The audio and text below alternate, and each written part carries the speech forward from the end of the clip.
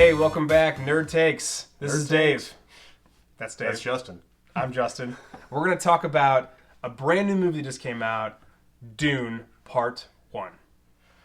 Tell us about it. Dune is the story of a young hero's journey, Paul Atreides, a brilliant and gifted young man born into a great destiny beyond his understanding, who must travel the most dangerous planet in the universe to ensure the future of his family and his people. As malevolent forces explode, conflict over the planet. This is the IMDb version, obviously. Yeah. I can't keep all this in my head, so I'm reading. Conflict explodes over the planet's exclusive supply of the most precious resource in existence, a commodity capable of unlocking humanity's greatest potential. Only those who can conquer their fear will survive. The spice must flow. That was a hell of a synopsis. So this came out October 22nd of this year, 2021, on HBO Max. It was kind of controversial because this is like the beginning of the movies that are being released strictly to, not strictly, but to simultaneously to the streaming platform, plus, you know, obviously in the movie theaters. More on that in a second. So a little bit about this book. It's a book adaptation, if you guys didn't know that. And let's go ahead and throw in here right now. This is going to be a spoiler reaction episode. So if you haven't watched Dune, go watch it, pause this, go watch it, come back, and hear about how we think about it. It's worth it. There we go. 1965 is when this novel was written. It was written by Frank Herbert, or A. Bear, if you were a football player and you like San Diego Chargers. Anyway, this is actually the first book, and there are 5 sequels, which I didn't know there were 5. Did you? I knew there was a lot. I didn't know there were 6 total in the series. So I don't have these memorized like Game of Thrones or like Lord of the Rings, so I'm going to read them real quick. Dune Messiah, Children of Dune, God Emperor of Dune, Heretics of Dune, and Chapter House, Dune. I have to comment real quick. I don't know. I feel like, do they need the word Dune in all of the titles of the books? I don't know if that was a sign of the times. Yeah, you look at Lord of the Rings, and you had the Fellowship, the Two Towers, everything was Lord of the Rings, Return of the King, so... Yes, but it's Lord of the Rings, it could be Dune, this. True. It was like the Dune, somehow the Dune's in the title, which is, I don't know. Yeah, no, I see what you're saying. I'm just making an observation, a fun little comment.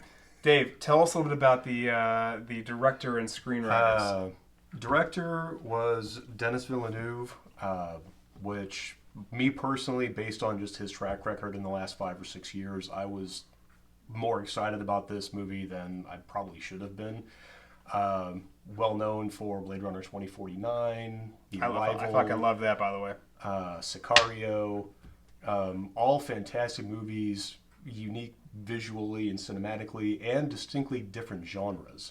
So that gave me a little extra confidence coming into this that I think his vision for this, really specifically based on Blade Runner 2049, that he's going to be able to take this and put on the screen what Herbert was visualizing when he wrote the book.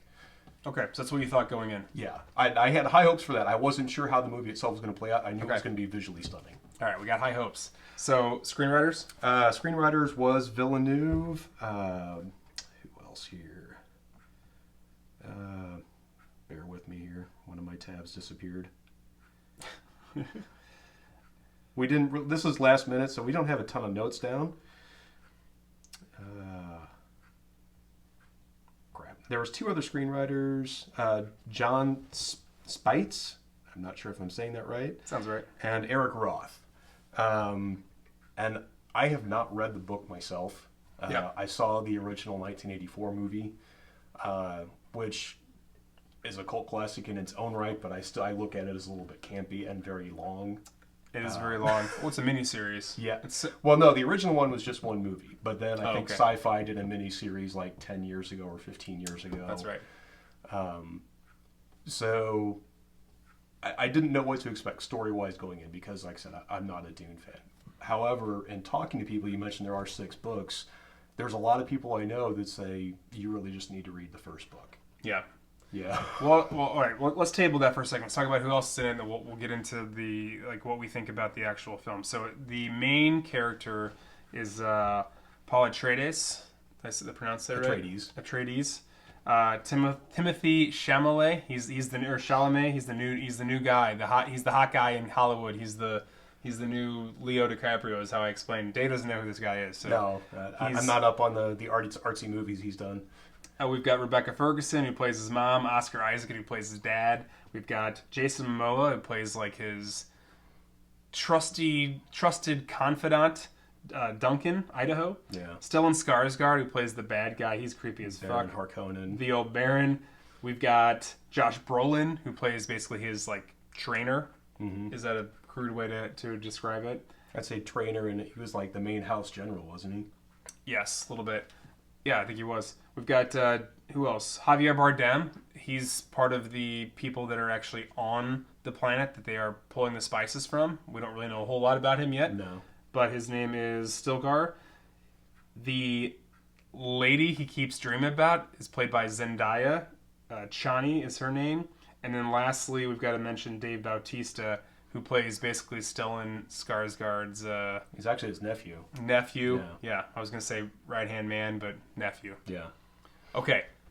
So let's get into the film. And first of all, you already kind of mentioned about what your thoughts were leading into it. Did you feel like you had really high hopes, or you feel like it was just kind of like, I'm just going to check this out?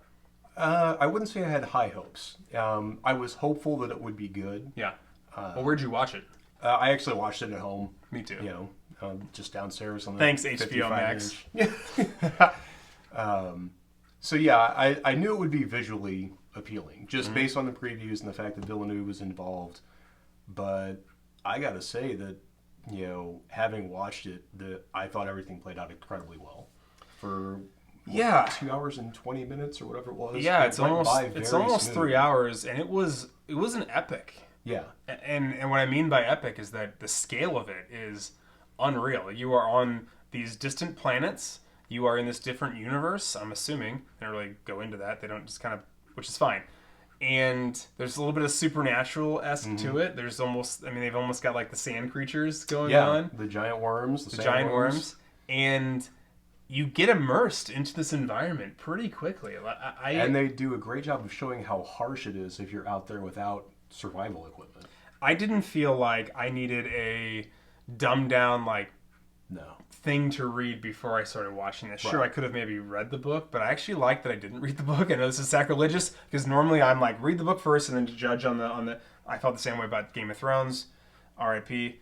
Because it fucking sucks. Anyway, but I'm usually like, I read the book first and then pass the judgment. Jurassic Park. Anyway, but in this instance, I'm glad I didn't, because I didn't realize the scope or the epicness, and I wonder if, again, having not read the book, it's kind of hard to judge, but I feel like I wonder if it's very similar to like a Lord of the Rings aspect, where the book is not as grand as the film portrayal adaptation eventually becomes. Or am I completely speaking I don't know. I haven't read the book either, but I think you might be onto something there in the fact that, I know from a literary standpoint, that book is regarded by many as a defining book in the sci-fi genre.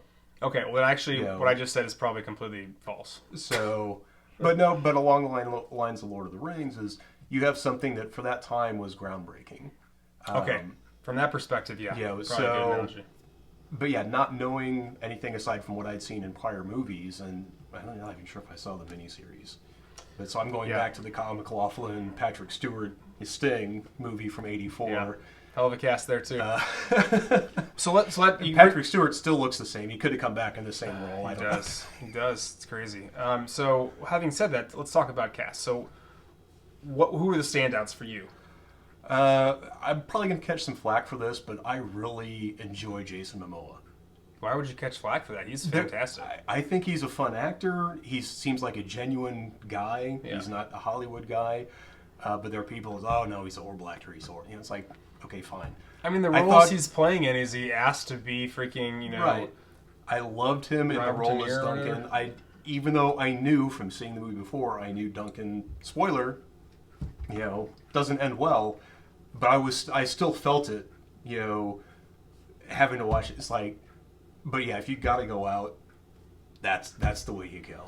Okay, so he stood out for you. For me, I actually think Timothy Chalamet, he did a pretty fantastic job. And I think before this movie, I'm not sure I was sold on him. I mean, he's definitely a good actor. Mm-hmm. Again, you haven't seen anything he's in. He's definitely a good actor, but I'm not sure I was sold on all the hype of what this dude's going to be.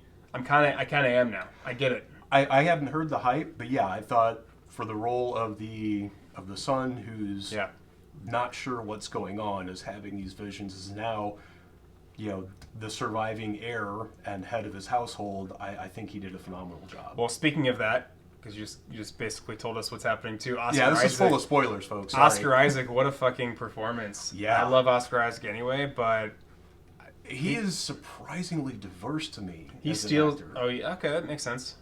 Because I think the first thing I probably saw him in that I recognized, that's Oscar Isaac, was Star Wars Episode 7. Yeah. But he's gone on to play Apocalypse. He's played, and not that it was a good movie, but it was a good role.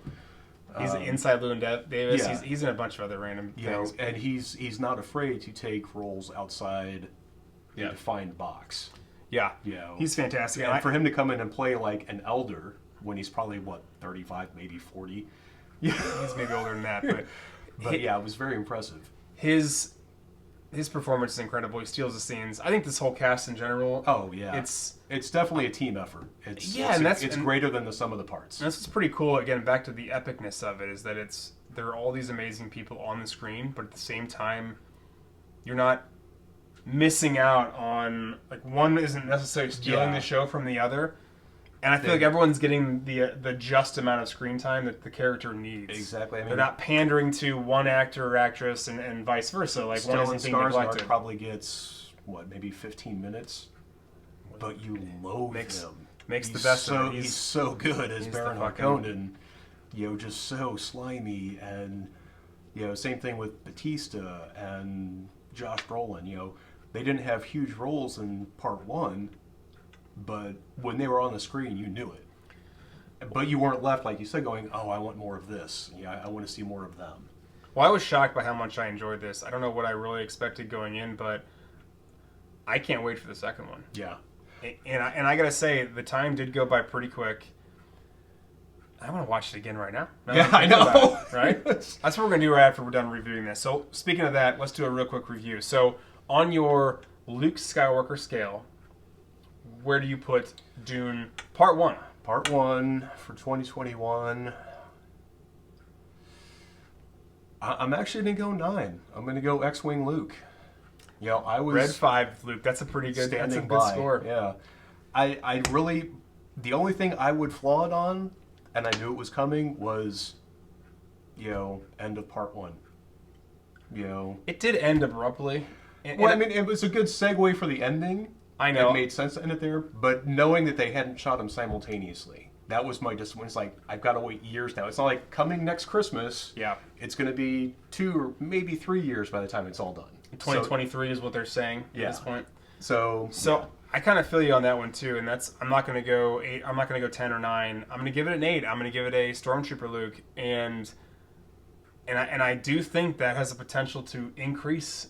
I'd also maybe decrease, but we got to see how Part 2 kind of how that unfolds. And if it is 3 years, I'm already dropping it down to a Dagobah Luke, because fucking Christ, get it shit together. Yeah. And needs to come out right away. I'm too spoiled with Lord of the Rings and streaming stuff like that, and then this is that I need it like right away. Yeah. That's my disappointment. It was so good. And that's one thing I think kind of goes back to with the popularity of the book.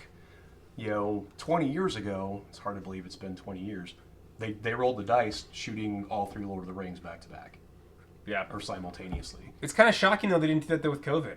We were talking about that before we started recording, is that... And I think it was just because of the budget, the studio was so hesitant to throw, twice that budget in. And I guess from that aspect it makes sense, but now... you could have been riding the hype train. You could have been, all right, 2022, here it comes. Here's Part 2, let's ride. And that's true. You're going to see a little bit of a dip, but I mean, it's marketing, so you'll see, here's the new special extended edition Blu-ray, combo to come out right before Part 2 comes out. Yeah. Well, I will say that I'm glad Part 2 is coming out. Yes. And I think you heard it here. Dune Part 1 is pretty fantastic. Time. Go check it out. There's a review. Nerd Takes. Nerd Takes. Bye-bye.